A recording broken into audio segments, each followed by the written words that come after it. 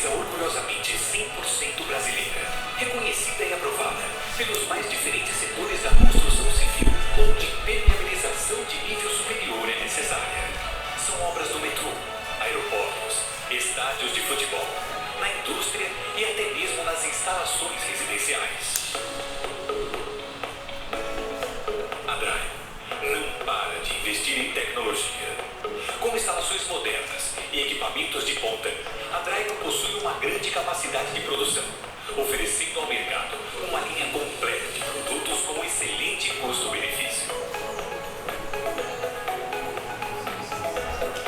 Sob o olhar atento de um time técnico especializado, toda a produção da Draco segue processos produtivos certificados pelos mais rigorosos órgãos nacionais e internacionais, garantindo a excelência de todos os seus produtos. Para que toda esta qualidade chegue ao consumidor com rapidez e eficiência, a Draco está instalada em uma área com mais de 100 mil metros quadrados, incluindo centro de logística e distribuição em Itaquaquecetuba, São Paulo, com fácil acesso às principais rodovias do país. Uma nova Draco para novos tempos. Embalagens de produtos elaboradas criteriosamente, levando ao mercado informações claras e precisas, tanto para quem compra como para quem vende. Um departamento de marketing ativo, ações de alto impacto no mercado da construção civil, suporte dedicado a revendas e construtoras, um site moderno e com forte presença nas redes sociais, aperfeiçoando profissionais da área em todo o país. Esta é a nova Draco, uma empresa 100% brasileira, antenada no futuro, criada para proteger. É para proteger pessoas impermeabilizando grandes obras. Draco, aqui a gente protege. Então fica nossos agradecimentos à Draco pelo patrocínio. E para fechar com chave de ouro então a palestra, ele, engenheiro civil com pós-graduação em materiais da construção, atua como consultor especializado em patologia de concreto e revestimento. Além disso, é professor de pós-graduação na Mackenzie e nessa palestra vai compartilhar sua experiência ao longo de 29 anos. Com o tema Diferentes Patologia e Correlações, damos as boas-vindas ao professor Renato.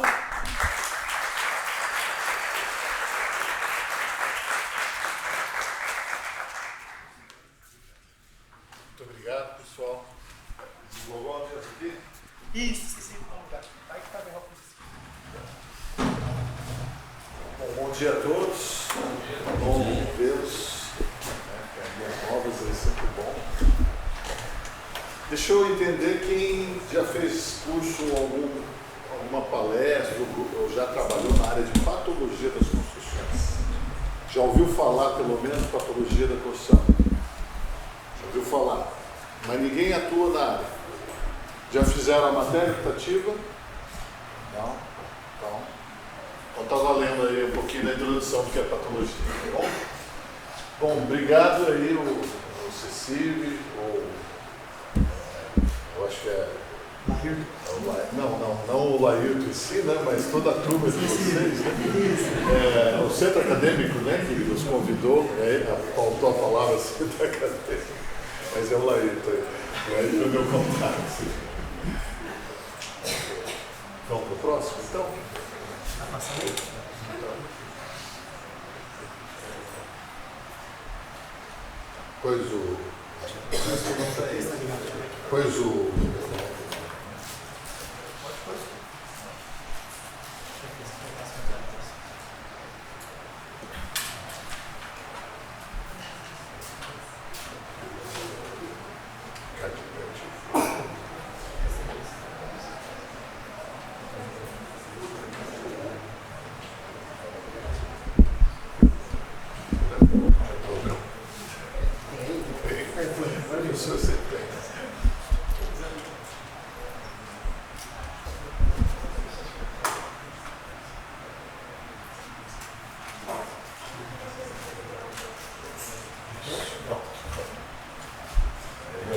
Só funciona por nome.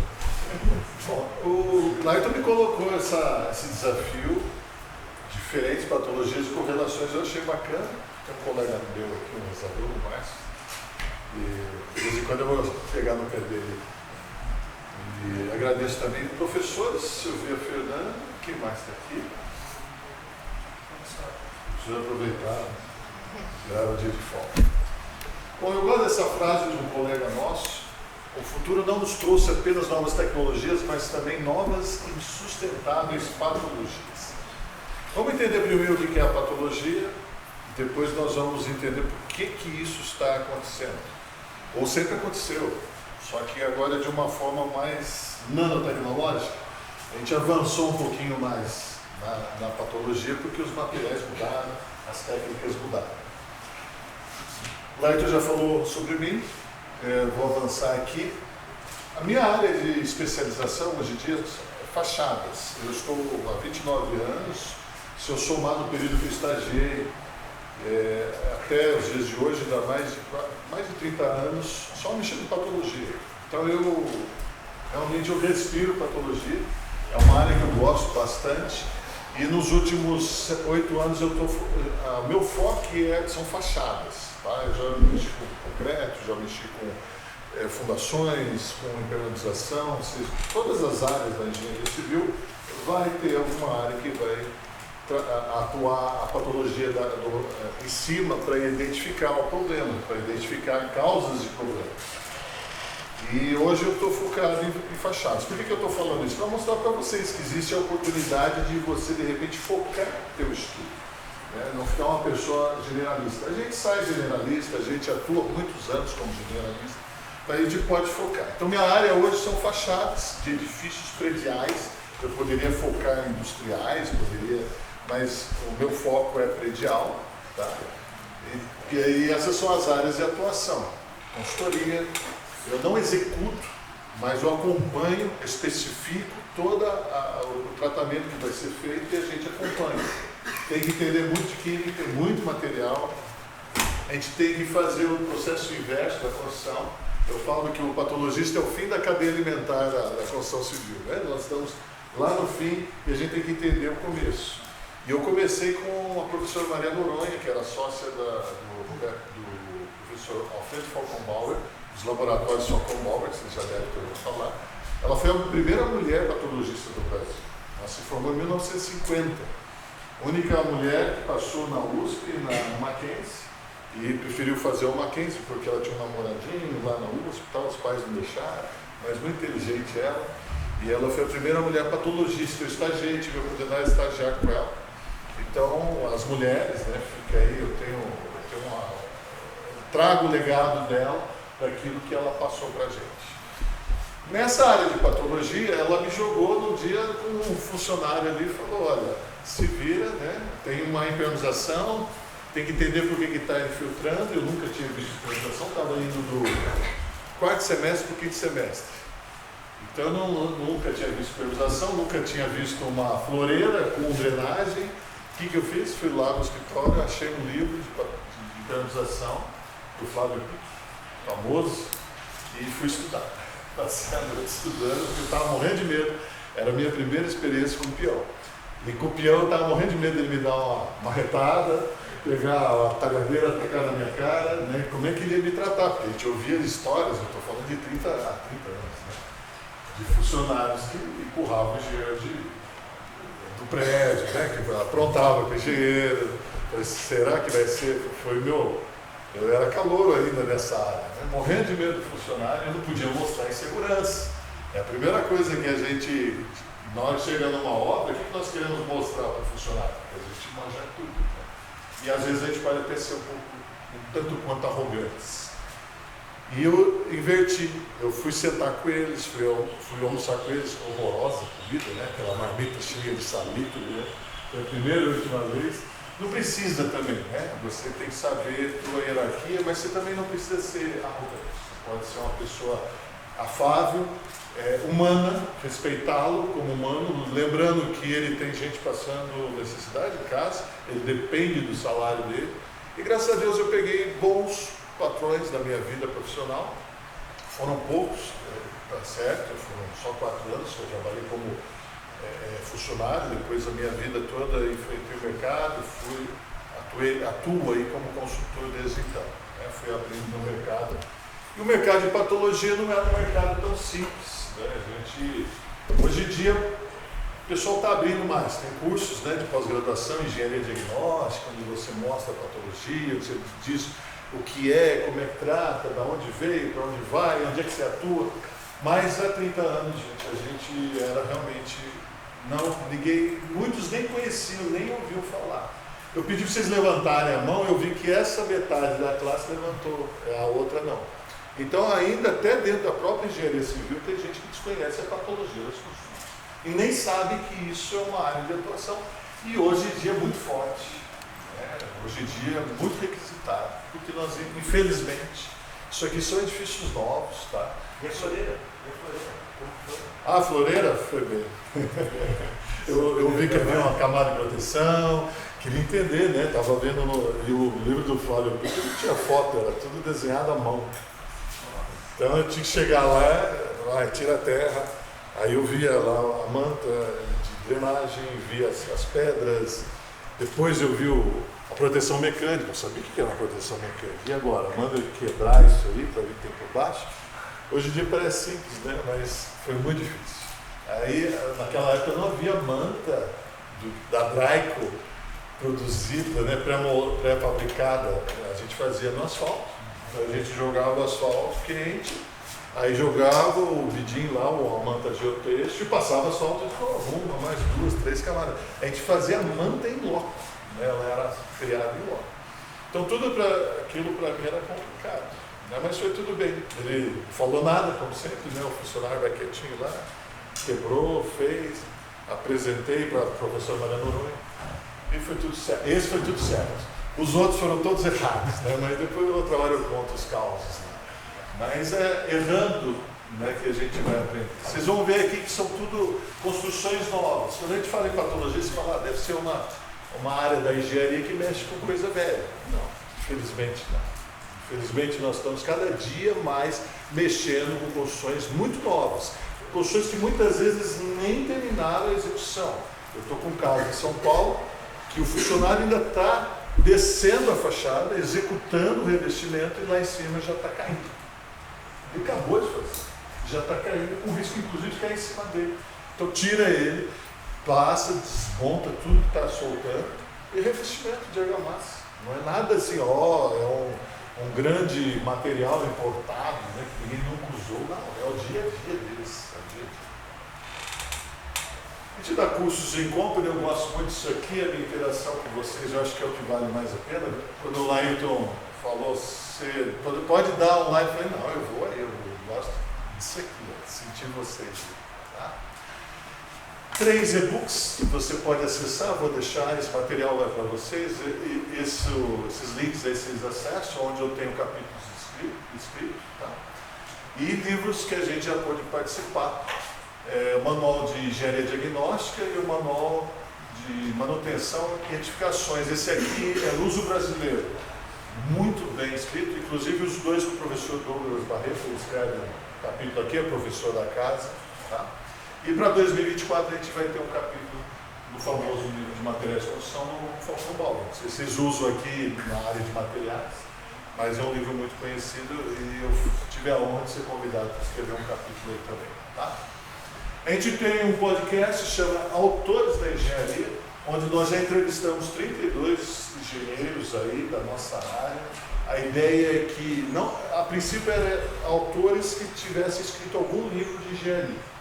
Mas no fim a gente entendeu que, mais do que escrever livros, eles deixaram um legado para nós.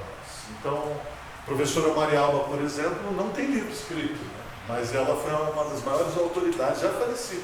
Nós gravamos em dezembro, em fevereiro ela faleceu. Né? Então ficou aí um legado.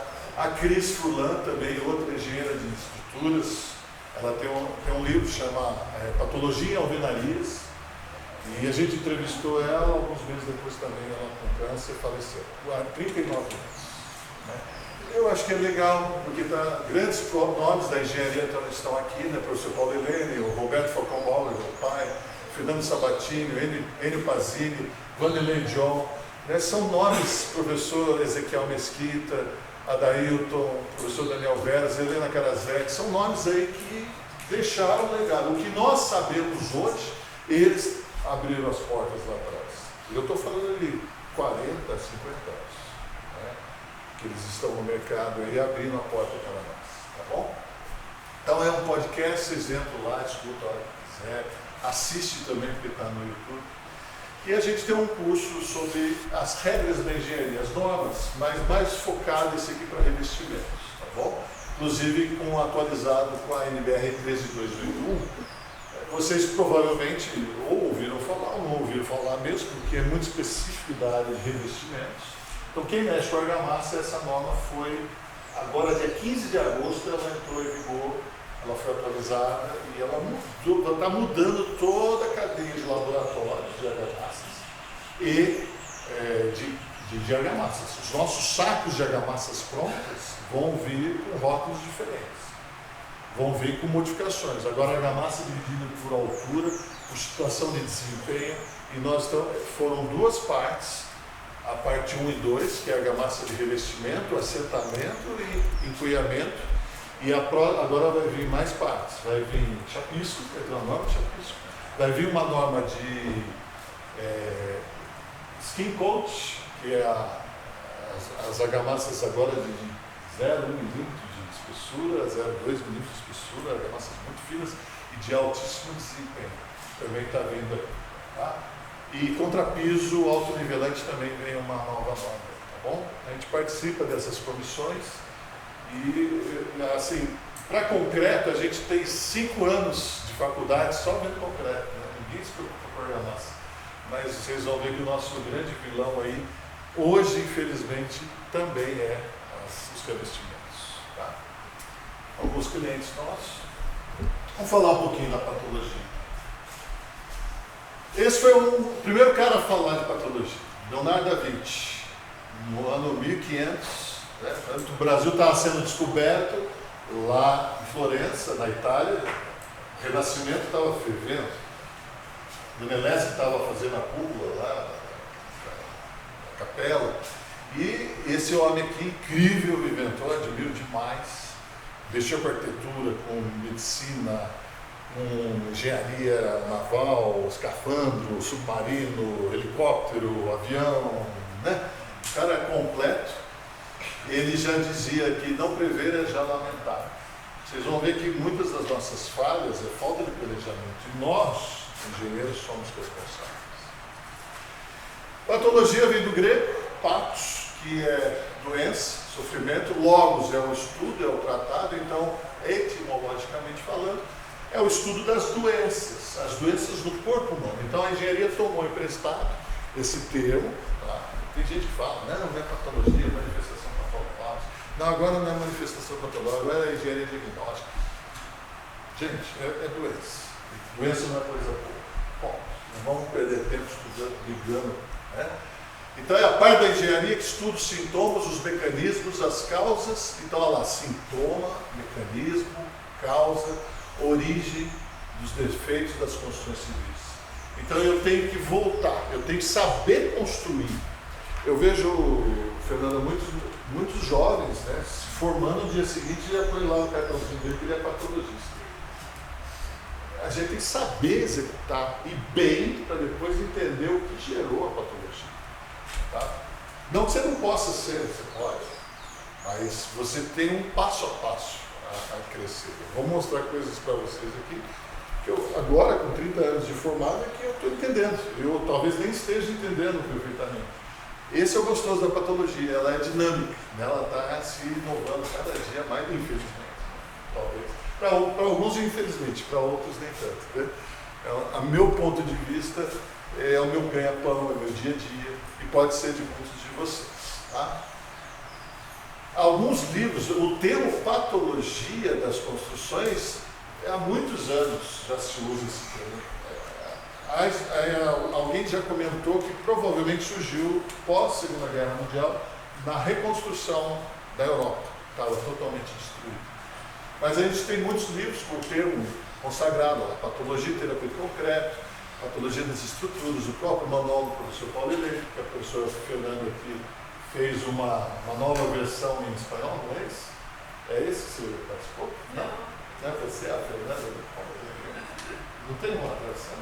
Tem, mas a Fernanda é outra Fernanda. É outra Fernanda? Olha, achei que é a reabilitar, né? Mas você trabalhou com ele, né? Conhece muito bem o professor Paulo Helene. Patologia das fundações e assim vai, né? A gente tem patologia das impermeabilizações, patologia do que? Dos revestimentos, tem vários, né? Das alvenarias. E o que é a patologia, então? A patologia é uma medicina. É igual ao médico. Quando você vai no médico, você senta, você conta o que você está sentindo, anamnese. Aí o médico vai te fazer um primeiro exame, que é a análise clínica, né? Ele vai te analisar, ver se você está realmente, vai tirar ali uma temperatura, vai auscultar, vai medir uma pressão, ele está entendendo. É a mesma coisa, a gente vai tentar diagnosticar. O segredo da patologia está aqui, ó, o bom diagnóstico. Porque o bom diagnóstico é que vai dar a sequência ao tratamento. Tá? Muitas vezes, eu gosto dessa informação dos médicos, a gente vai para o laboratório, gasta muito dinheiro no laboratório e não chega a conclusão nenhuma. Está tudo certinho, o laboratório está tudo perfeito. Mas o prédio está caindo, o revestimento está caindo, está trincando, está infiltrando. O que está acontecendo? Então chama-se análise clínica. E os médicos dizem assim que a análise clínica ela é soberana à análise laboratorial. O que quer dizer isso? Que eu tenho que ir olhar, eu tenho que tocar, eu tenho que sentir. Não existe engenheiro de imagem. Manda a foto lá para o escritório, o que está acontecendo aqui? Provavelmente. A gente nunca vai saber exatamente o que está acontecendo só pela imagem. E aliás, eu não gosto disso. Eu vejo muita gente dando diagnóstico por achômetro de imagem. Você não vai chegar a nada. Você tem que ir lá, tem que testar, tem que ver, rompeu o parafuso, entrou em fadiga, desgastou, estava mal produzido, foi uma safra ruim. A análise sensorial é importante. Às vezes o paciente reclama que está com dor, faz os exames, está tudo normal, mas ele continua com dor. O que o médico faz? Vai mais a fundo, vai testando, vai fazendo outros exames, passa por uma tomografia e vai avançando, tá? Até definir que tipo de tratamento, correção e muitas vezes o prognóstico pode não ser aquilo que ele quer ouvir. Olha, felizmente condenado à morte. Tá? Em 30 anos aí de carreira eu condenei uma dúzia de fachadas inteiras que eu remover. Não é muito, mas é difícil para ele chegar a essa conclusão, olha, arrancar tudo, está tudo ruim. Não posso arrancar um pedaço, não é só essa parte que está ruim. Não. Então, é esse diagnóstico, esse prognóstico de levar, infelizmente, seus dias estão contados. Você tem alguns meses de vida. Né? Esse prognóstico é difícil, até para nós, engenheiros, uma ponte coordenada, um túnel, né? Uma fundação de um edifício. Imagina, né? É muito complicado. A origem. Olha lá que eu falei para vocês. Isso aqui então é um trabalho do professor Paulo Helene, traduziu em 1992, de um francês que fez o estudo eu acredito que é na Europa. Eu não achei esse artigo, queria entender, preciso conversar com o Paulo Helene, para ver o que o Brunot levantou. Mas se é Europa, se foi só França. Em 1981 ele observou que a origem das manifestações patológicas estava muito concentrada no projeto. 50% era o projeto, ou seja, nós. Falha de execução de projeto, falha de execução de projeto, papel, falha de planejamento, está aqui, ó. Em 2014, eu fiz lá no meu escritório um levantamento muito parecido, eu peguei 80 edifícios que tinham passado por recuperação. Como eu só vejo com recuperação, eu consigo levantar isso, e até quero atualizar agora. Tá? Quando eu fizer 10 anos desse levantamento, quero dar uma atualizada.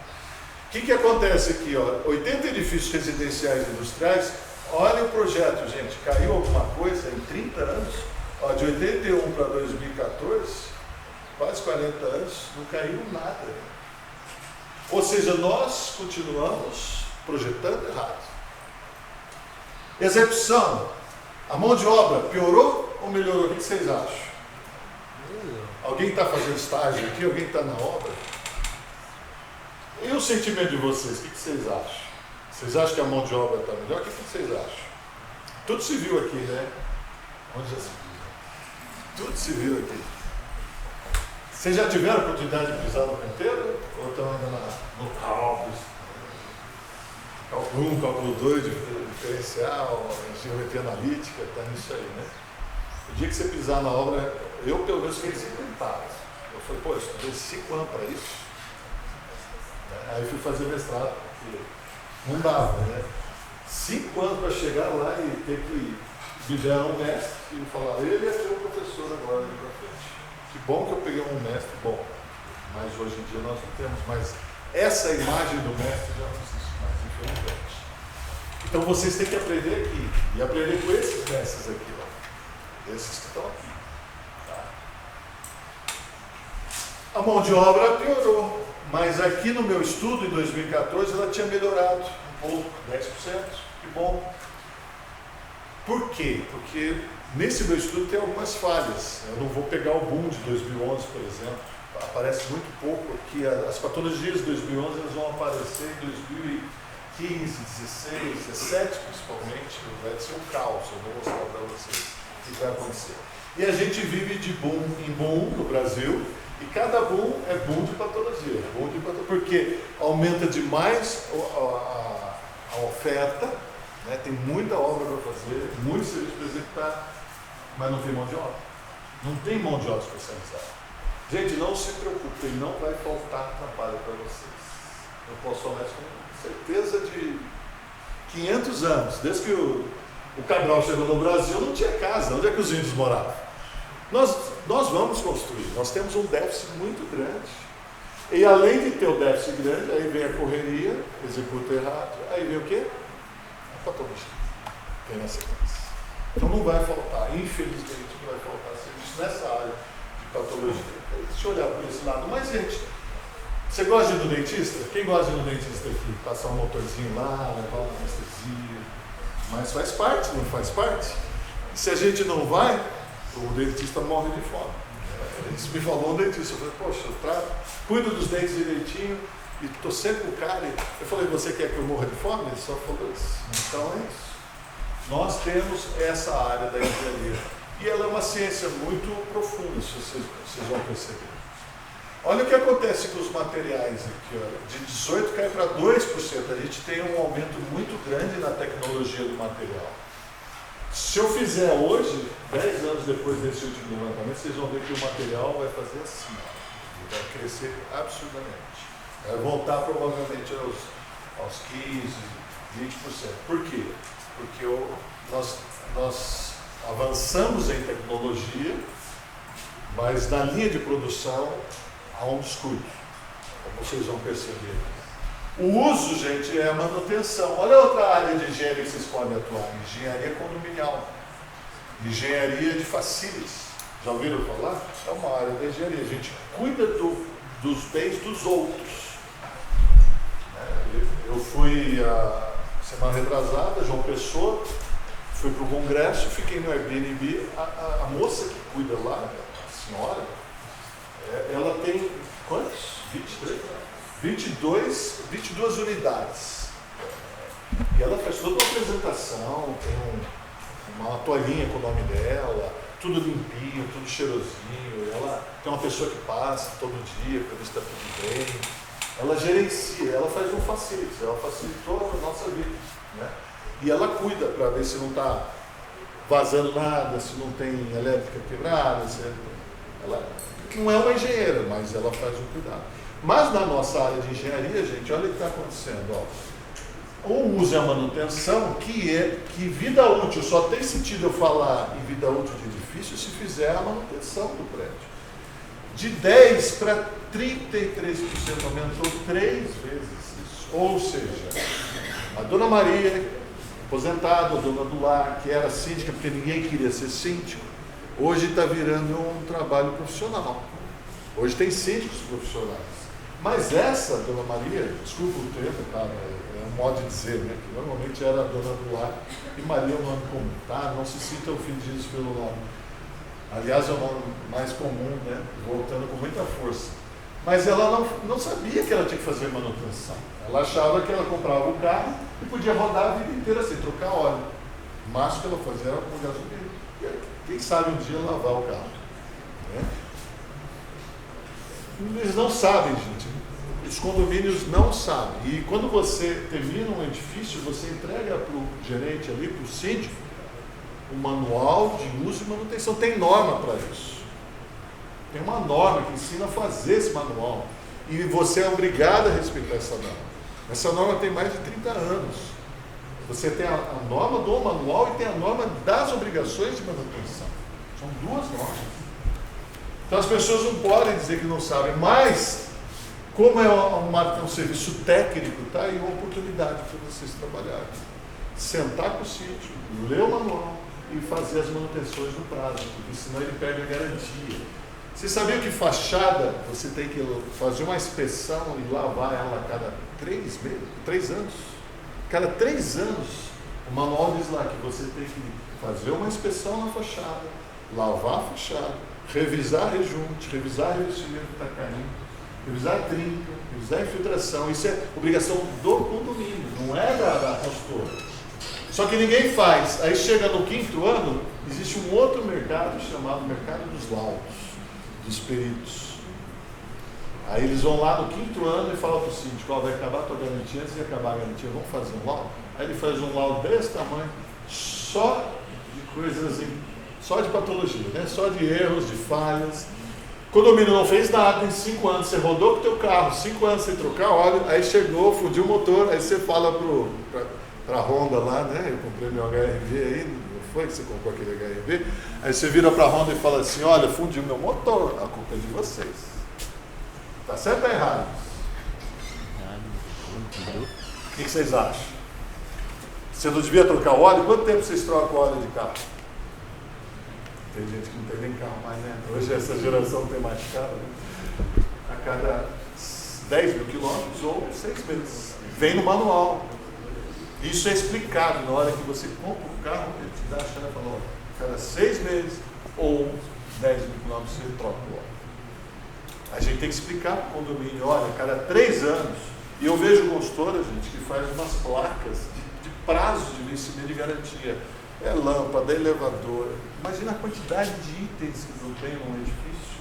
É elétrica, é hidráulica, é pintura, é piso, é rejunte, é maçaneta, é porta. Tudo isso hoje em dia é testado. Inclusive, porta tem teste de abre e fecha, sim. Tantos mil ciclos de abertura e fechamento. O equipamento fica ali, chama estagiário, e fica ali batendo a porta, assim, brincadeira. É um equipamento que faz esse movimento, né? E ninguém, depois você entrega para o condomínio fala, agora dura para a vida inteira. Não dura. Tanto é que está aqui, ó, origem das manifestações patológicas, vocês veem que é um dos maiores itens junto com o projeto, a falta de manutenção. Está aí uma oportunidade de mercado. Tá? Aqui é a ação do tempo. Vocês acham que o tempo está mudando ou não está mudando? Sol, vento, chuva, inundações. Olha aqui, ó. Isso aqui em 81, isso aqui em 2014. Olha a alteração. Tá? Então, atentos aí. Talvez nossos materiais que a gente sempre usou precisam ser revistos. Talvez as nossas técnicas de sempre precisam ser revisadas. E está na mão de vocês. A geração que vem agora são vocês.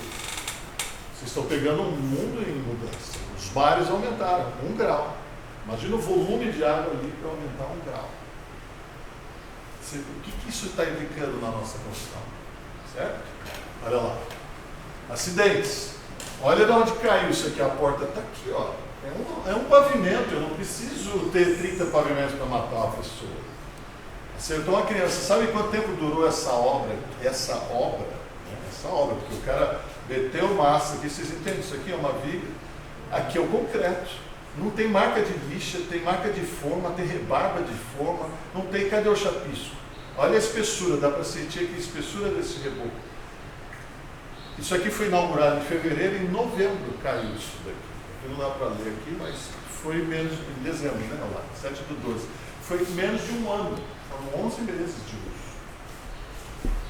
Aqui, ó, caiu dessa fachada, atravessou a laje, caiu no subsolo e pegou a BMW. Você acha que vai pegar o HB20 que está do lado aqui? Jamais! O HB20 está em paz, mas a BMW lá, ainda bem que não tinha ninguém. Olha o estrago que fez no revestimento. Atravessou a laje, gente. Olha isso aqui. Alguém lembra desse caso aqui do Palace 2? Não apareceu aí, mas... Não? Tira da apresentação. Não é essa que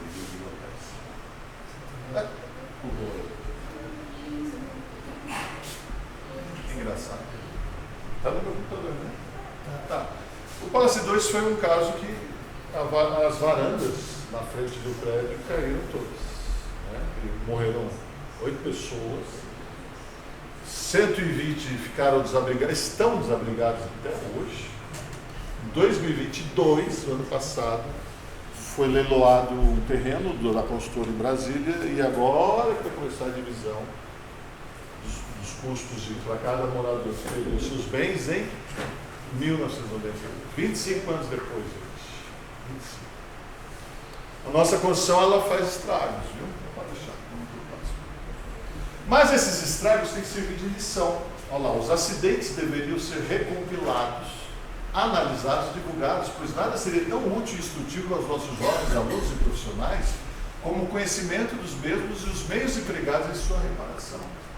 Isso já falava o presidente do Instituto Britânico de Engenharia em 1856. Vocês veem que o problema não é algo novo, o problema não vem de muito tempo, mas nós temos que aprender com os danos.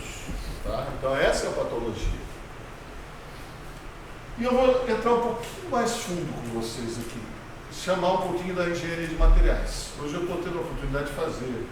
Eu tive casos de que eu necessitei da engenharia de materiais para poder analisar a fundo o que estava acontecendo na patologia. Vou mostrar 2 casos para vocês. Eu acho que a melhor coisa para a gente gravar são os exemplos da vida. Né? E por que essa imagem da matriosca aqui? É porque a engenharia de materiais vai cada vez mais fundo, cada vez mais fundo. Essa imagem me diz por si próprio, né? Que o essencial é invisível aos olhos. Quem já leu aí o Pequeno Príncipe, lembra da raposinha falando isso, né?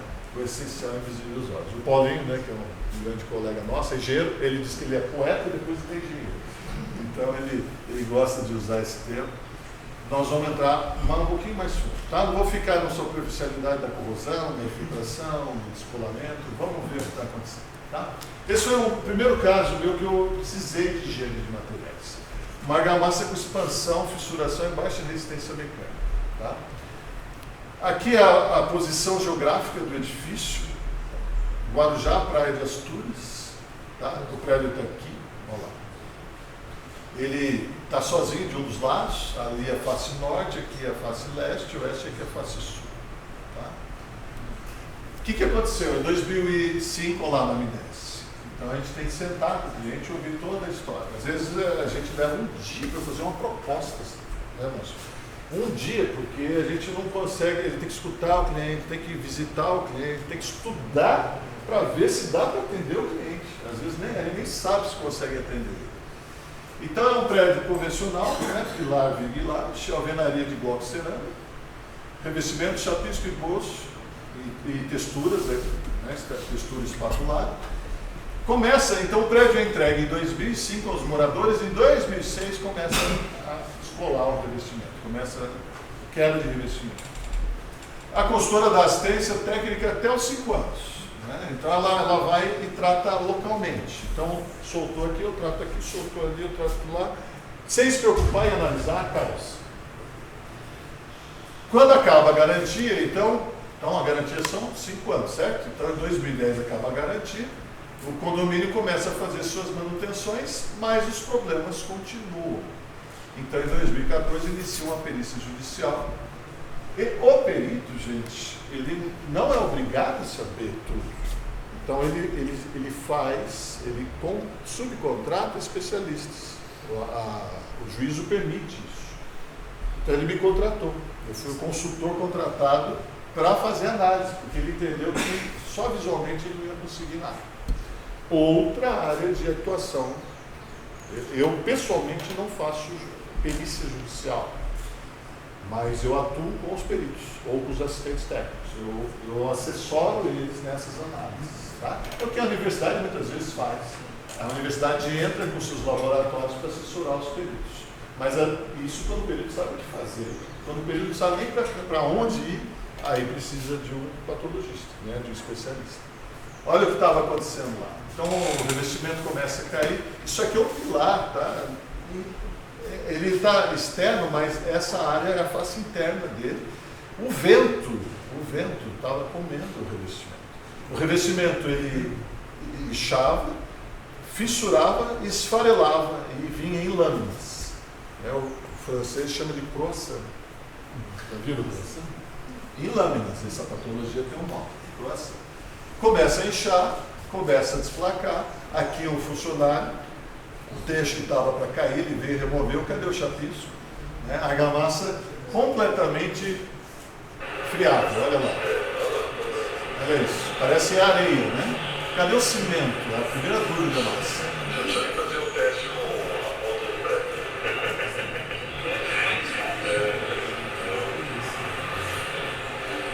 Então, não pensaram do gesso, já saiu de aglomerante também. Esse é aquele pilar lá que vocês viram que está tudo. O vento está arrancando. Não tem esforço nenhum. Aqui um teste, uma janela de inspeção que a gente abriu. Olha isso, como a argamassa sai fácil. Isso aqui é parede, vamos ver? Tenta remover o revestimento, vocês verem se é simples assim. Olha lá, o tijolo sai limpinho, tá vendo como sai fácil? Bom, a gente achou, tá, que era um efeito chamado expansão por incorporação de gesso.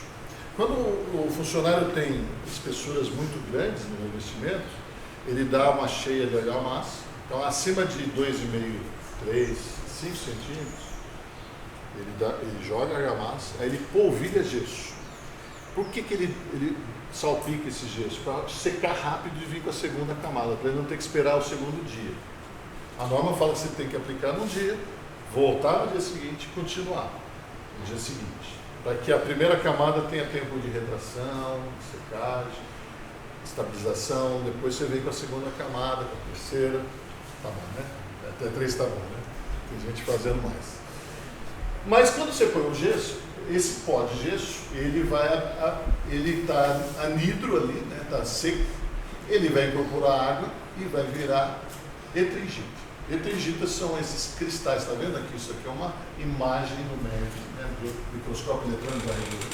9.000 vezes de resolução ali, vou dizer zoom, né? Não é o termo correto, mas 9.000 vezes ali de ampliação. E você vê que ele cria esses cristais aciculares e ele é expansivo. Quando ele é expansivo, ele costuma jogar. Olha a espessura do revestimento. Quando o funcionário que eu falo para vocês, ó, ele deu uma cheia, aí depois ele deu uma segunda cheia, uma terceira cheia, vai polvilhando gesso. Esse gesso amanhã, a própria umidade que tem interno da argamassa e do ambiente, ele vai expandindo e cai, né? Olha a altura aqui, ó, tá? Solta tudo. Bom, eu achei que fosse gesso. Tá? E para gesso, porque a imagem é muito semelhante com aquela que vocês viram, né? Está esfarelando, está inchando, está fissurando. Eu levei para o laboratório e fiz esses ensaios, ó. Percussão, aderência à tração, análise química, para ver o teor de sulfato, olha lá, o teor de gesso, tá vendo? E gesso é sulfato. Sulfato de cálcio, reconstituição de traço, fiz uma análise de raio-x para detectar esse cara aqui, o gesso, e uma análise de termogravimétrica. Tá, isso aqui é o padrão para quem quer detectar gesso. Isso está nas cartilhas. Vocês veem o padrão para análise de gesso. Beleza. Mandei para o laboratório, é gesso, fui embora para Portugal, fui apresentar esse trabalho lá em Portugal. Um dia antes de apresentar o trabalho, o laboratório mandou resultados. 0 de sulfato. 0 de sulfato. Não era gesso. E agora? É a palestra amanhã. Como é que você sai dessa?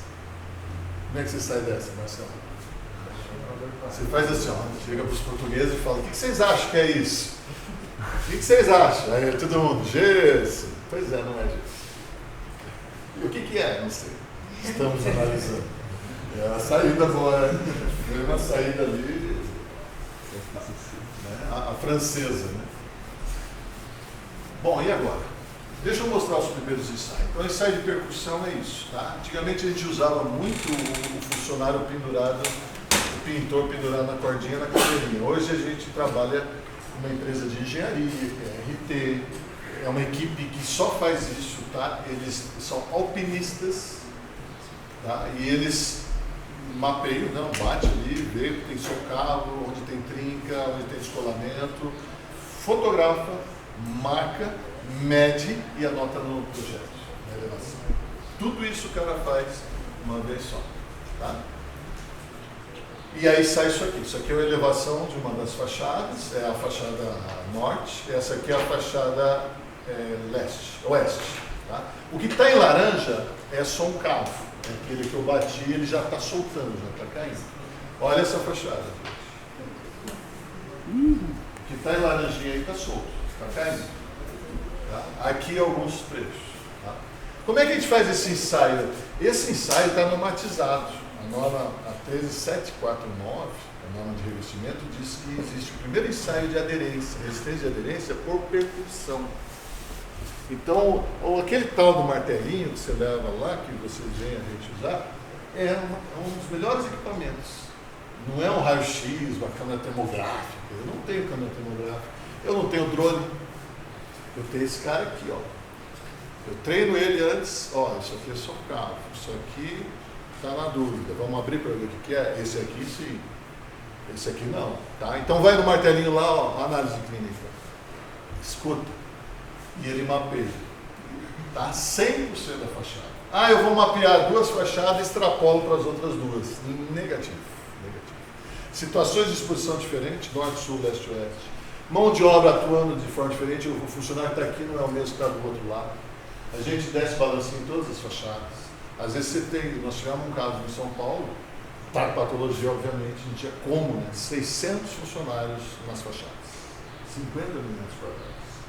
Não tem como. Como é que você fiscaliza 600 homens pendurados na fachada? Deu patologia, óbvio.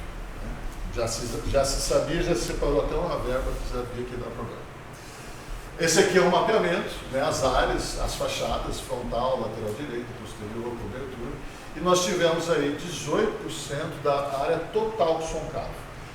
Existe uma outra norma, a norma de desempenho, a 15575, ela diz que você pode ter no máximo 5% de som-cavo por prumada. Eu tive 18% do total. Olha para o prumada aqui, ó. Olha essa aqui, ó. Aquela posterior que vocês viram ali, ó. 50%. A norma fala em 5%. Então só desse ensaio aqui eu já condenaria a fachada toda. Toda, 100%. Porque olha individualmente cada fachada e aqui o total. Outro ensaio que a gente faz muito são ensaios convencionais para revestimento de fachada, tá, gente? É ensaio de resistência e aderência. Aqui é um dinamômetro, a gente faz 12 furos, né, com um serra-copo, vai até abaixo, cola uma pastilha metálica, está aqui as pastilhinhas, cola ela e vem com esse equipamento que faz um esforço de tração. Tá? A norma vai dizer que você tem que ter resistência 0,3 megapascal no recebimento do prédio. Aqui é uma pegadinha, tá? Isso está acontecendo muito nas perícias hoje em dia. Quem já atua em perícia como o Márcio, presta atenção nisso. Esse 0,3 vale no tempo zero, o tempo que eu entreguei o edifício para o condômino. Daqui a 20 anos não vale mais 0,3, concorda? A tendência é a resistência cair. A norma diz que a vida útil de um revestimento é 40 anos. Então, no tempo zero é 0,3 megapascal. No tempo 40 é zero. Se eu traçar essa reta, eu vou observar que existe uma taxa de decrescimento de 0,0075 megapascais por ano. Tá? Então, eu estava com 10 anos no meu edifício, 0,22,5 já era um bom resultado no ensaio de aderência. Não vou querer o 0,3. 0,3 era lá no começo. Isso está dando muito pano para a manga, tá, gente? Eu sei que vocês não estão mexendo com isso, mas tentem lembrar disso amanhã. Muitos de vocês vão cair na área de perícias judiciais ou vão fazer ensaios de fachada. É um mercado muito grande, são poucos profissionais na área de fachada. Poucos mesmo, muito poucos. E aí você tem aqui uma questão. 0,22 e tá bom. Tá? Só que é o resultado médio de todas as fachadas, leste, oeste, sul e norte. O resultado médio foi 0,12.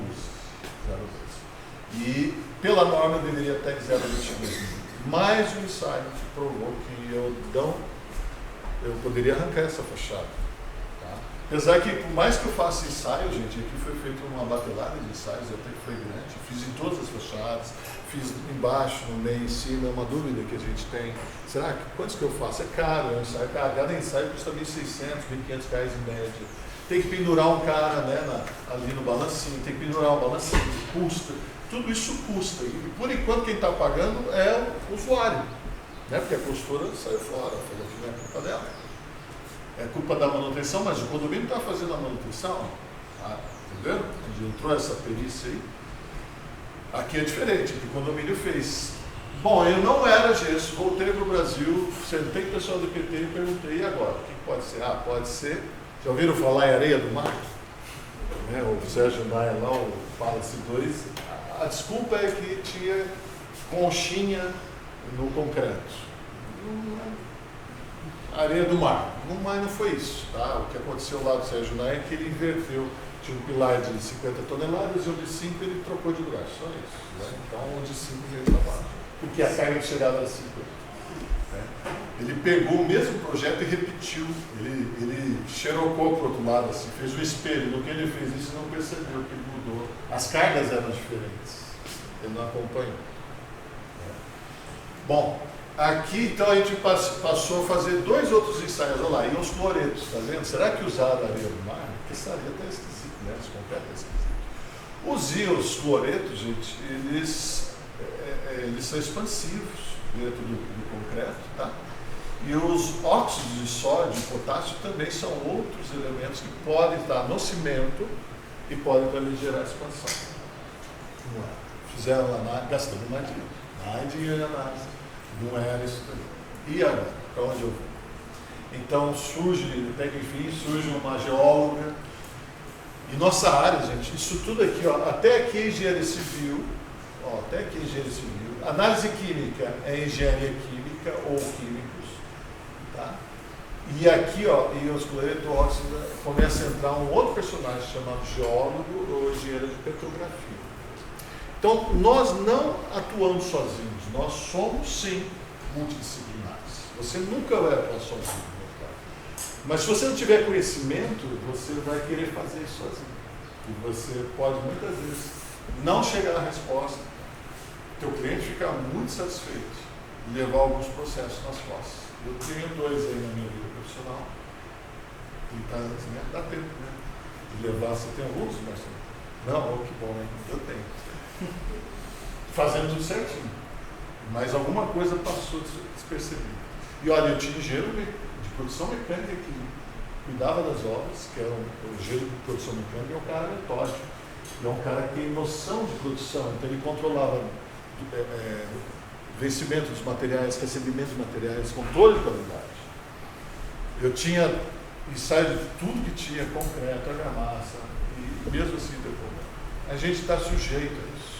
Só que se você fizer a coisa certa, a justiça ainda funciona. Ela vai estar do teu lado. Existe uma justiça maior, né? Esse aí, ele é justo o tempo todo. E ele vai te tirar dessa. Graças a Deus passamos, mas foram muito dinheiro gasto. Estou contando isso para vocês não se sentirem amanhã, né, deprimido como eu me senti. Poxa, eu fiz tudo certinho, fiz tudo errado. Tá? Acontece, tá? Faz parte da vida. Olha lá as análises. Isso aqui é a demografia, tá? Não sei se vocês já viram. Aqui é o MEF. Microscópio eletrônico de varredura, aqui é um DRX, tá? Ele vai pegar picos de cristais, então ele vai pegar lá o sulfato de cálcio, o sulfaluminato de cálcio, os elementos de hidratação, por exemplo, do cimento, né? Já devem ter estudado, se não estudaram, vai estudar. E aqui foi a grafia que a geóloga fez. Ela descobriu. O que eu enxergo aqui? O que está em azul escuro são poros cheios d'água. Ou seja, o que está em azul escuro é porosidade. A maçã, vocês viram que ela esfarela, muito porosa. Ok.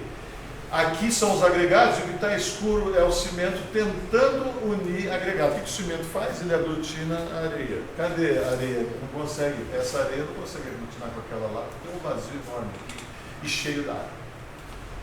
Aqui é 1 milímetro, aqui eu vou 10 mil vezes para dentro e observo então que um elemento ali não hidratou. A escória do cimento não hidratou. O que esse ensaio me mostrou? Que o cimento não reagiu. Por que o cimento não reagiu? Porque a escória não reagiu. Por que a escória não reagiu? Porque o clinker, que libera hidróxido para fazer a escória reagir, não tinha reagido. E por que não reagiu? Porque não fizeram a cura do revestimento. Eu não vou entrar muito no detalhe, porque vocês não têm base ainda. Vocês vão chegar ainda na química do cimento, mas um dia alguém vai falar para vocês a importância de se curar uma fachada, de curar um concreto. Concreto, né? Cava uma concretagem, a gente joga água, fica um funcionário lá 24 horas jogando um dia de água ali. Né? Uma noite inteira, ele passa a noite. Isso já é praxe. Mas fachada, gente, vocês já viram alguém jogando água na fachada? Raríssimas exceções. O cimento precisa ser molhado. Quando ele perdeu aquele brilho, começou a secar, começou o processo de hidratação, você precisa segurar a água dentro dele para que hidrate mais, Esse caso aqui já está publicado, tá? Aqui, ó, tá vendo aqui a aula bônus? Se você quiser amanhã assistir, eu gravei essa aula, tá? No YouTube, explicando por que eu fui usando cada tipo dos ensaios, tá bom? Então fica aí para amanhã, tá? Não hoje. Amanhã você precisar, poxa, como é que o Renato falou mesmo? Dá para usar um raio-x, dá para usar uma imagem fotográfica, como é que é isso? Tá? Eu acredito que um dia vocês vão precisar e está aqui, ó, aqui no livro, tá bom? Isso aqui me mostrou o seguinte, o prédio em frente ao mar, vocês viram lá as imagens, né? Qual a umidade relativa no litoral? 80%, 90%? Tem umidade no mar, precisa curar o revestimento? Hein, professor? Ainda mais no CP3, que é a escória, no CP4, que é a pozolana. Esse cimento, gente, tem mais sujeira do que clinker. E o clinker é que liga. Se eu tenho 15% de clinker, 25%, nem com o quarto está chegando, né, hoje em dia. Eu preciso ativar a escória, eu preciso hidratar no cimento. 10 minutos.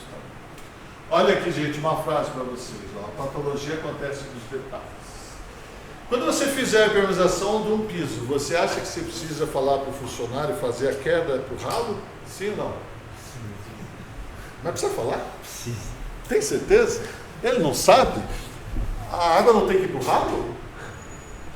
O que acontece? O ralo está lá e a poça d'água está aqui. É sempre assim. São os detalhes e as coisas óbvias que a gente acha que não precisa falar, Às vezes eu chego numa obra e falo, vocês tiraram o cru? Aí um olha para o outro assim, aquele olhazão assim, né? Aí sim, vamos medir? Já senti a resposta deles ali, está fora de cru, está fora de nível, né? Então o óbvio, os detalhes, tá? Garantia, vocês já ouviram falar que saiu uma norma de garantia? Já ouviram falar? No ano passado, né? Foi isso, mas eu não li essa norma ainda, porque para mim garantia acontece durante a execução. Ou você faz certo, ou amanhã a garantia vem e resolve. Não resolve. Não deixa passar. Fez errado? Arranca e faz de novo. Não tem medo de pedir para o funcionário. Ele vai chiar, ele vai brigar. Essa semana a gente ia começar uma fachada inteirinha. 12 mil metros quadrados de chapisco que ia iniciar segunda-feira.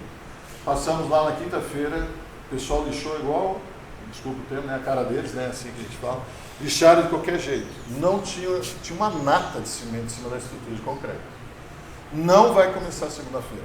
Veio a diretoria da consultora, veio os engenheiros-chefes, veio o coordenador não sei de onde, veio todo mundo. Por que você vai atrasar a obra? Eu falei, porque amanhã, tudo bem, eu atuo nas duas pontas. Ou você me faz certo agora, ou você me chama depois para arrumar. Eu não tenho problema, sabe, Márcio? Eu atuo nas duas pontas. Mas eu acho melhor você fazer certo agora. Atrasou, gente, uma semana, eles tiveram que lixar tudo de novo. Aí nós fomos mostrar, ó, não está lixado. Vocês viram o que acontece no lixar? Caiu na cabeça da criança ali. O concreto não dá aderência, gente. Chapisco não dá aderência. Faço a coisa certa na hora. O trabalho que dá para fazer o errado, dá para fazer o certo. Isso vale na vida de vocês, todo. O trabalho que dá para fazer errado, faz certo. Tá bom? Bom, como eu tenho pouco tempo, eu ia falar mais um caso, mas deixa eu só mostrar ele para vocês. Isso aqui faz parte da minha dissertação, minha tese de doutorado. Tá? Eu estou estudando isso aqui, o crescimento dos revestimentos cerâmicos. Tá? Deixa eu mostrar só um detalhe. Em 2016, a gente teve uma endemia aí de 500 mil metros quadrados de revestimentos cerâmicos se desfolando. Tá? E aconteciam entre os 2 primeiros anos. E eram áreas internas, só um banheirinho de 1 metro quadrado. E ali o revestimento cerâmico cai lisinho, solta a parede inteira, e às vezes ele, inclusive, quebra a cerâmica. Tá?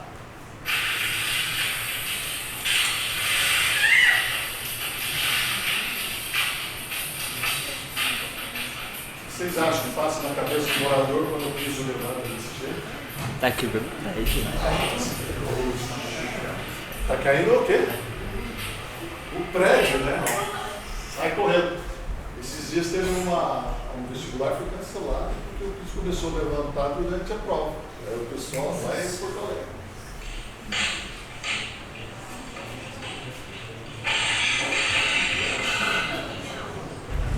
Machuca?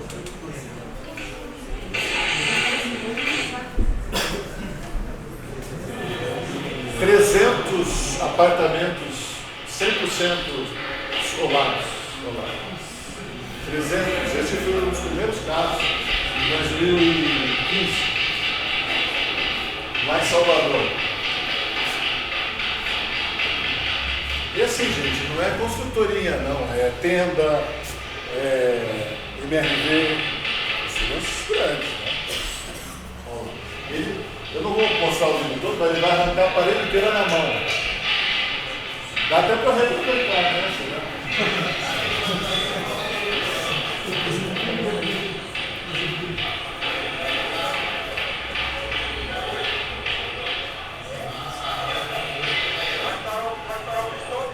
Atorar o pistoleiro. Olha lá. Presta atenção aqui, ó. Olha lá. Tá vivo ou não tá vivo? Não é deformação da laje. Isso aqui é piso de som. Isso aqui é apartamento alvenaria estrutural. E assim vai. Aqueles 500 mil viraram 2 milhões e 600 mil em 5 anos. Aumentou 5 vezes em 5 anos. Várias construções pegaram no Brasil inteiro. E a culpa sabe de quem foi? Ficou responsável por isso? A mão de obra, o planejamento, a construtora. Mas sabe de quem foi responsável? É aí que entrou o nosso estudo. A gente foi ver que esse cara aqui era. E vocês estão do lado aqui dos protagonistas. Estão aqui do lado, chama Santa Gertrudes. Grande polo nacional de indústria cerâmica vermelha. Ah, mas então toda aí a construção civil, né, toda cerâmica vermelha está condenada. Não, foi uma safra ruim. Igual vinho, uma safra saiu ruim. Mas é isso, gente, ó, vou correr aqui porque não vai dar tempo, tá?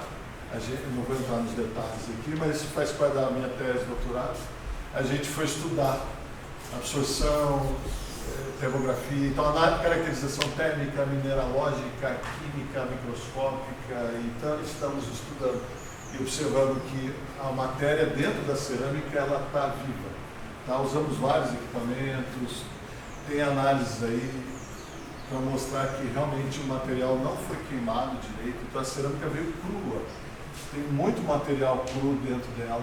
Entramos na microestrutura e observamos lá, filosilicatos. A argila, a cerâmica, gente, é uma argila queimada a 1200 graus, 1150, e ela sinteriza e vira um material resistente que pode durar a vida inteira, né? Vocês veem os moldes, vocês veem obras antigas de revestimentos cerâmicos. Lá em São Luís do Maranhão tem, desde o século XVII, tem século XVIII, né, 1700, tem revestimento cerâmico nas fachadas. Então isso é incabível, isso não podia ter acontecido, mas só descobrimos por causa de análise. Então é a matriosca, né? A gente não se conformou e um cliente pagou todos esses ensaios. E hoje está vindo a minha tese de doutorado. E esses dias eu descobri que esses elementos aqui, ó, cálcio e potássio, eles são expansivos. Magnésio também é, né? Magnésio aqui são expansivos. Também tivemos de grande quantidade. Ninguém nunca olhou para esses elementos. E agora a gente está tendo um olhar especial para isso. Tá? Então quer dizer que na hora que eu comprar uma cerâmica eu tenho que fazer uma análise microscópica? Não, existem análises físicas que a gente pode fazer que indiretamente mostram o que o material está cobrando. Tá?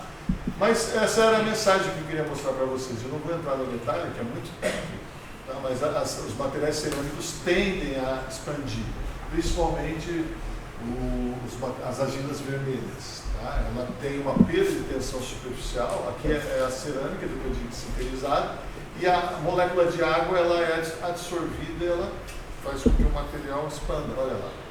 Aqui você não consegue nem voltar mais o material na posição. Né? Então existe muita discussão em cima disso, existe um limite de 0,6 milímetros por metro, está sendo discutido. Tá? Existem zonas aí que precisam ser entendidas, ou seja, a gente tem muito para aprender. E hoje nossos prédios estão assim, terminando, tá, você já passou meu tempo aqui, ó. Eu quero que vocês gravem, de tudo que eu falei aqui, que vocês gravem na cabeça de vocês. Nós estamos virando a chave da construção civil. Vocês estão pegando uma nova fase, materiais nanotecnológicos, muito interessantes, mas que a gente desconhece, a gente não sabe o que acontece com eles. Eles entram lá na molécula, eles modificam a molécula do material. O cimento, cada dia tem menos cimento. Você paga a sujeira, escória, e essa escória, ela custa o mesmo preço do saco de cimento comum. Então, você paga, não abaixou o preço do cimento porque fizeram mais lixo. Nossos prédios, gente, já estão cada vez mais altos e mais flexíveis. Então, há maior nível de deformação. Nosso prédio está assim, ó. A gente aumenta a resistência do concreto, 50 megapascal, tem prédio de 80 megapascal já saindo da fundação. E a gente, o módulo de rigidez é baixo, é 30 gigapascal. Ou seja, é um material muito deformado, pouco rígido. Aí ele deforma muito, ele transfere todo o esforço para o revestimento. Então vai cair cada dia mais fachada, vai trincar cada vez mais, vai filtrar cada vez mais. Aí eu preciso ter o quê? Materiais mais flexíveis do outro lado. Olha como o vento atua nesses edifícios, gente. Olha que foto interessante. Está vendo a ação do vento? Ele empurra o prédio. E os ventos mudaram. A norma de vento está saindo agora do forno. Mudou tudo. Mudou tudo. Nossos ventos estão mais fortes, sim. Nós estamos tendo sismo no Brasil. Se você nunca se preocupou em estudar terremoto, agora é a hora. Porque daqui uns dias... Diz que em Fortaleza todos os dias tem uma movimentação. É pequeno, mas todos os dias existe um tremor registrado. Ou seja, o Brasil, uma hora vai pedir ajuda. Né? Nosso aço está cada vez mais resistente. Ó, o CA 50 vai passar a CCA 70, ou seja, 200 megapascal a mais, 700 megapascal de resistência. Para quê? Para diminuir a seção do concreto, usar menos cimento por causa daquela pegada do carbono. Cimento verde, né? Nós somos país campeão em cimento verde. Só que ninguém estudou o que está acontecendo com a resistência da minha estrutura, a deformação da minha estrutura. Então isso pode gerar patologia. E olha lá, edifícios altos, deformáveis. Né? Esse prédio em frente ao mar, balanço de 1,5 metro aqui, com steel frame. Já ouviram falar do steel frame? É aquela placa cimentícia, né? Construção seca, perfil metálico na fachada, com cerâmica aderida. A cerâmica, gente, com 0,6 milímetros por metro, ela cai, ela descola, essa tensão é muito alta. Mas a minha placa cimentícia tem 1 milímetro de variação dimensional, eu estou preocupado com a minha cerâmica. A placa que está lá atrás tem mais variação ou movimentação do que a minha cerâmica. Vai dar patologia. O ensaio de aderência não funciona para esse tipo de situação. A deformação lenta do concreto, olha aqui, ó, a inicial, a lenta, 10 anos depois, era o dobro da inicial. Isodeformáveis, estrutura. Quando eu vou projetar uma fachada, eu tenho que olhar isso. Perguntei para o calculista, mas esse balanço aí vai deformar? Não, a estrutura não deforma. Todo calculista vai falar para você que a estrutura dele não deforma. Mas e daqui a 20, 30 anos? Não, mas aí é deformação lenta. Cara, se eu não me preocupar hoje, eu vou ter patologia, mas eles não estão preocupados. Então, conclusão, vai ter patologia, infelizmente. E pode ser um apartamento que você levou a vida inteira para você comprar. Olha as peças de cerâmica, não tem mais essas daqui, ó, de 60 por 60, 65 por 60. Olha lá, ó, 2,30 metros de largura por 3 metros de altura, com 4 milímetros de espessura, gente. Como é que eu assento isso? Como é que eu garanto que essa deformação toda não vai estourar todos esses porcelanatos? É isso que está vendo no mercado. E como é que eu evito patologia? Conhecimento. Vocês têm que ter conhecimento.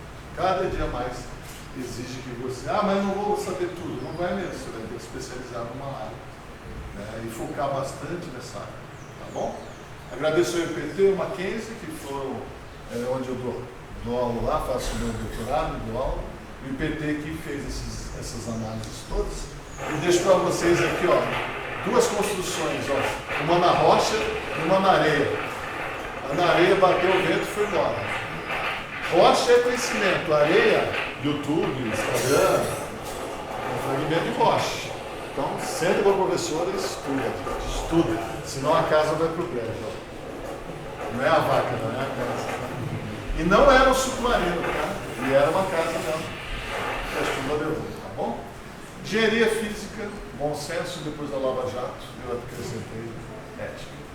Façam o melhor de vocês. Nós sempre, a construção civil, enganamos os outros. A gente emitia uma nota de... pagava 600 e emitia uma nota de 6 mil. Acabou, hein? Acabou essa história. Nós temos que mudar, vocês têm que mudar essa postura. Ética é fundamental. Lava Jato escancarou a construção civil. Uma sujeira toda. Vamos fazer a coisa certa. Vamos dormir em paz e vamos fazer coisas boas. O Brasil merece. Obrigado.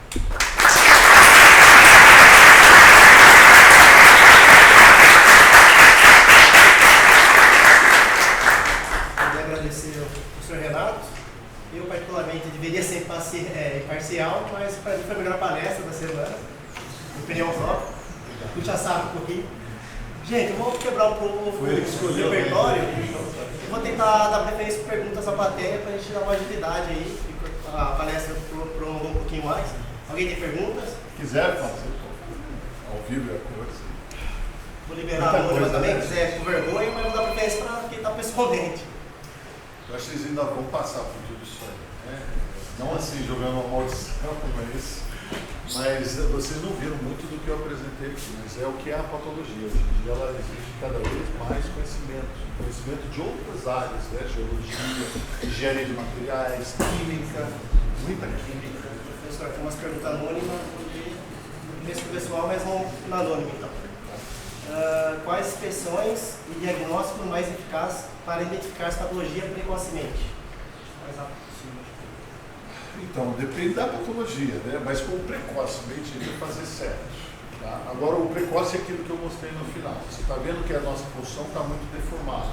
Então, eu tenho que pensar em revestimentos deformados. Hoje, nosso revestimento é totalmente rígido. Nossa alvenaria, gente, tijolinho sobre tijolinho, se faz há 10 mil anos. A gente precisa mudar isso. E precisa de materiais mais flexíveis. Né? Então, e assim, a qualidade dos materiais, infelizmente, está piorando. Então, eu penso assim, o fornecedor tem que dar os laudos de garantia dele. Não basta ele dizer que é bom. Ele tem que mostrar, provar que ele ensaiou o material. Dependendo da tua quantidade de material, eu vou fazer uma fachada, 12 mil metros quadrados de fachada. Eu tenho que ensaiar alguma coisa, eu como construtor. Eu não posso esperar que a garantia... Gente, essas obras de cerâmica pulando são as maiores fornecedoras de cerâmica do Brasil. Elas fazem 1 bilhão de metros quadrados de cerâmica por ano.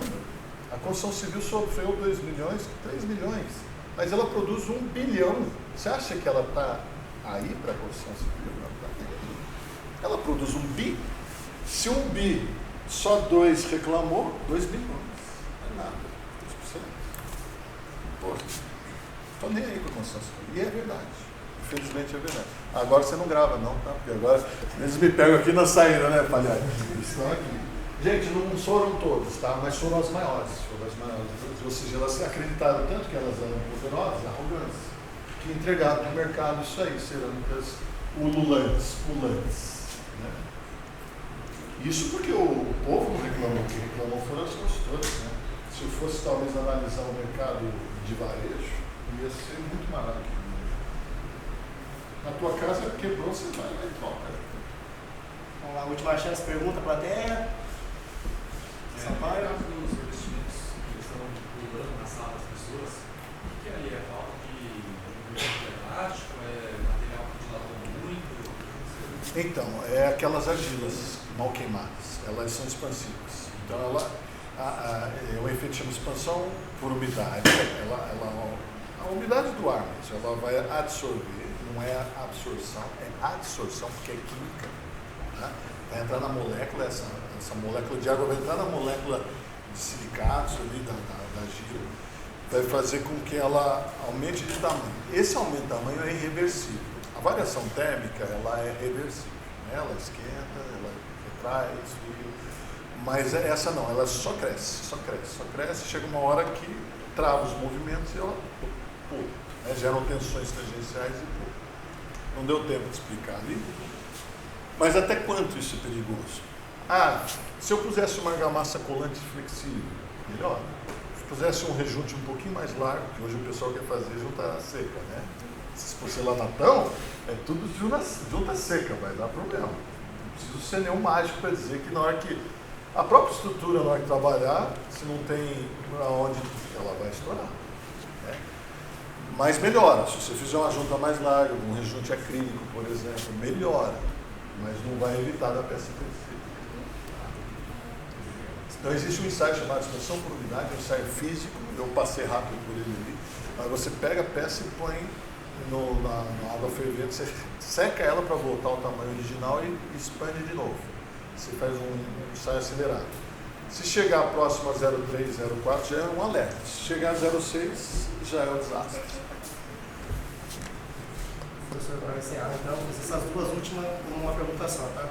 Quais tecnologias e métodos inovadores para minimizar a ocorrência de patologia na obra e quais os maiores desafios para a prevenção da patologia? Desafio é projeto, gente. É o construtor acreditar que 1%, 2% que ele gasta no custo da obra toda vai valer a pena. Hoje nós temos pouquíssimas construtoras que fazem projeto de fachada, por exemplo. E desde 2017 é obrigatório o projeto de fachada. Está lá na norma de revestimento cerâmico, 13755. Então, assim, evitar a patologia é você sentar, estudar as interações. É sentar com todo o grupo.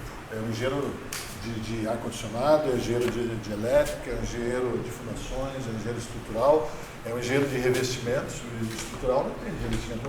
O arquiteto não entende. Ele quer pôr aquele porcelanato ali, daquele tamanho, na fachada, gente. Imagina. E eu vou colar uma colinha assim? Será que eu não vou ter que ter uma estrutura mecânica atrás, um perfil metálico, de repente, segurando isso? Então, essas inovações, elas existem. A gente só não precisa saber organizá-las e usá-las. Né? E usá-las de uma forma evitar a patologia. Tá bom? Espero ter respondido. É complexo, porque o assunto é muito extenso. Né? E assim a gente se encerra essa palestra. Gente, os últimos recados. Eu comentei um equívoco, tem mais uma palestra depois ainda do almoço, da Geoplug. E depois o concurso de maquete. Lembrando, PS aberto para acessível, quem quiser participar da comissão, o ano que vem, tamo junto. E vai ter 2 sorteios, e é isso. Mais uma vez agradeço ao senhor, muito obrigado. Obrigado, gente. Uma salva de palmas aí.